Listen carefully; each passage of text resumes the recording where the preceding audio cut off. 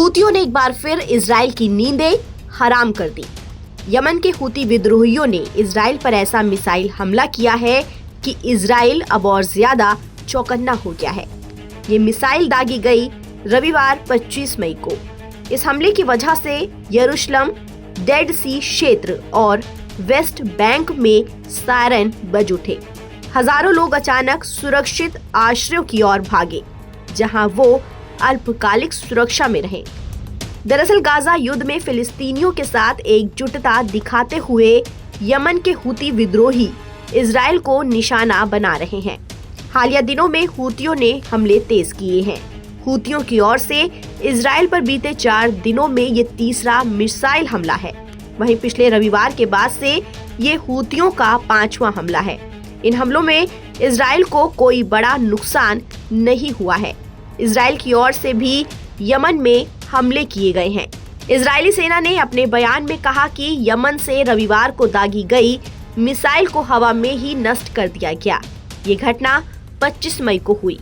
Israel की बचाव सेवा के मागेन डेविड एडोम ने बताया कि इस घटना में कोई भी घायल नहीं हुआ है।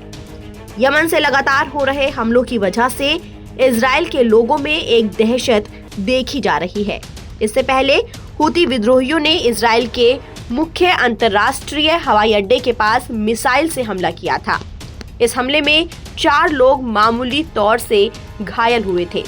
युद्ध की शुरुआत के बाद से हवाई अड्डे पर यह मिसाइल हमला पहली बार हुआ। हालांकि 1 घंटे बाद हवाई यातायात शुरू हो गया, लेकिन हमले की वजह से कई एयरलाइनों को रद्द करना पड़ा। यमन के हूती विद्रोहियों ने इस महीने की शुरुआत में मिसाइल हमले से इजराइल को चौंकाया था। हूतियों की इजराइल पर दागी गई बैलिस्टिक मिसाइल टेल अवीव स्थित बेन गुरियन हवाई अड्डे के पास में गिरी। बेन गुरियन देश का मुख्य एयरपोर्ट है। ऐसे में इस अटैक के बाद विदेशों से आ रही उड़ानों को डायवर्ट करना पड़ा था। हूती विद्रोहियों की यमन की जमीन से दागी गई ये मिसाइल बेन गुरियन हवाई अड्डे के टर्मिनल 3 से सिर्फ 75 मीटर दूर गिरी थी। गाजा में युद्ध शुरू होने के बाद से हूतियों ने इजराइल को निशाना बनाया है।